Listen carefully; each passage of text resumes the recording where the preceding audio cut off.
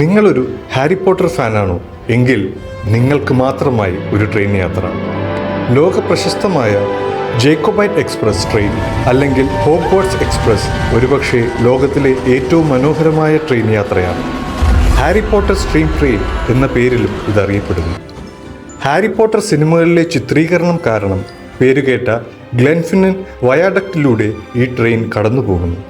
1984 മുതൽ എല്ലാ വേനൽക്കാലത്തും ജേക്കോബൈറ്റ് സ്റ്റീം ട്രെയിൻ വിവിധ പേരുകളിലും വ്യത്യസ്ത ഓപ്പറേറ്റർമാരുമായി പ്രവർത്തിക്കുന്നു. നിലവിൽ വെസ്റ്റ് കോസ്റ്റ് റെയിൽവേയാണ് ഇത് പ്രവർത്തിപ്പിക്കുന്നത്. ഇത് സ്കോട്ട്ലൻഡിലെ വെസ്റ്റ് ഹൈലാൻഡ് ലൈനിൻ്റെ ഒരു ഭാഗം കവർ ചെയ്യുന്നു.